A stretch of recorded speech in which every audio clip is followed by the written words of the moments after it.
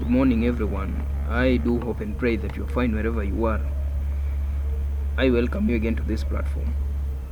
And before you watch this video, I kindly request that you subscribe to this platform. That done, I say thank you and welcome. Now, I want us to agree today and in the coming days that Africa's problems are always manufactured at the ballot. Why am I saying that Africa's problems are always manufactured at the ballot? We all know that African elections are hotly contested, and we all know that African elections are always unfair. Most elections in Africa are contested at the presidency, and most election chaos in Africa results from the feelings that citizens have that elections have been are unfair and verifiable. That is what happens in most African countries. And I do believe that the current African presidents, most of them, were not democratically and fairly elected into office. I started this discussion by saying that Africa's problems are always manufactured at the ballot. And we all understand and must acknowledge Africa's problems. It is only in Africa that we will have the so-called politicians giving citizens handouts. The same politicians support poverty. The same politicians support corruption. And the same politicians claim to be our leaders. It is only in Africa that, let me say, half of a country's population can be considered poor.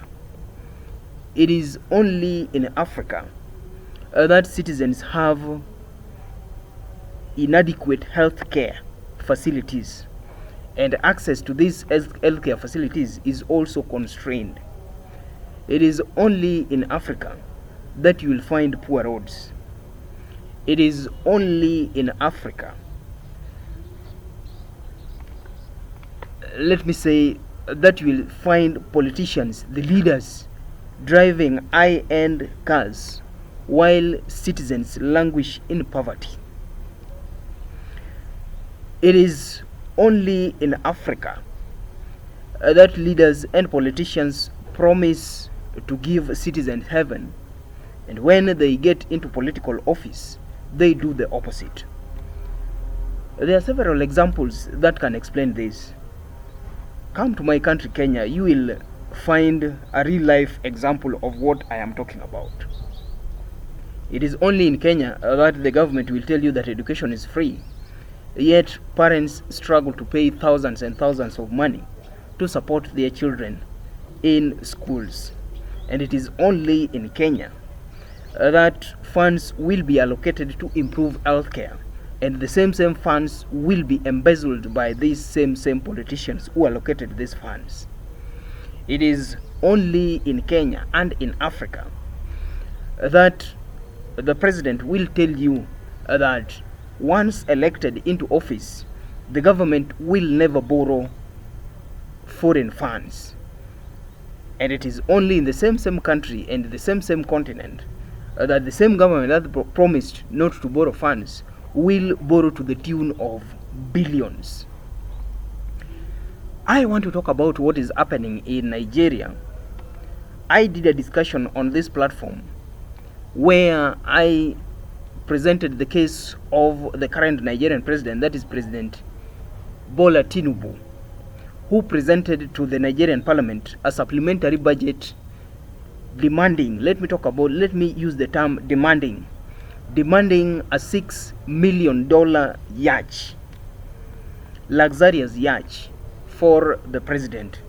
And this supplementary budget was presented to the Nigerian parliament, And I argued in that discussion that while President Tinubu was presenting a supplementary budget demanding a $6 million yacht budget funding from the Nigerian parliament, more than 88.4 million Nigerians were considered to be extremely poor, and more than 133 million Nigerians were considered poor and were spending less than $2 a day. This is the same country where the same president is demanding to be given a $6 million presidential yacht. I followed a story on that same case that I am talking about of President Tinubu, and according to this story published on Africa News, Nigeria's president approves spending millions on a presidential yacht and SUVs for lawmakers. I have given you just a brief preview of what Nigeria is. I have told you that in Nigeria, 88.4 million people are considered to be extremely poor. And in the same country, Nigeria, 133 million citizens are considered to be spending less than $1.9 a day. That is around, when you convert to Kenya shillings, it is around 300 Kenya shillings. Now, on Wednesday, the week that ends today, that ended yesterday, on Wednesday, the Nigerian President Tinubu signed into law the budget that allocates 38 million for the presidential air fleet and other renovations. With the Senate's approval, lawmakers assigned some $6.1 million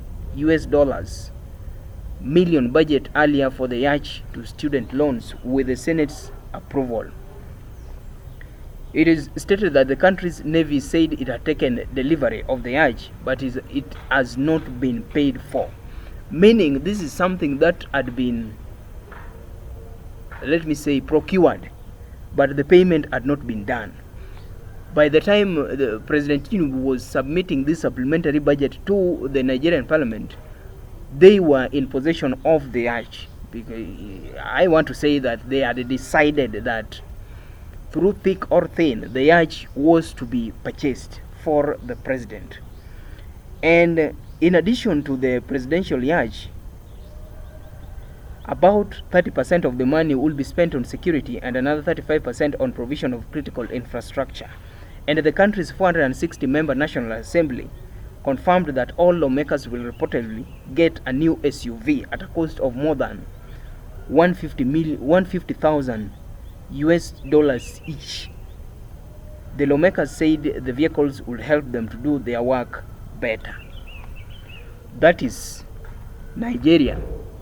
460 SUVs at a tune of $150,000.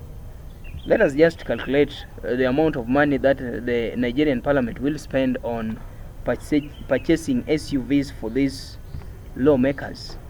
That is 150,000 times 460. Around $69 million that the Nigerian parliamentarians will spend on their SUVs. And remember, President Tinubu's yacht also costs $6 million. Now that is a total of $75 million. This is the same country that I told you has 88.4 million people considered extremely poor. This is the same country which I told you 133 million people are spending or live on less than $1.9 a day. These people are concerned with what benefits them. These people are concerned with living luxurious lives. These people are concerned with living extreme lives at the expense of suffering citizens.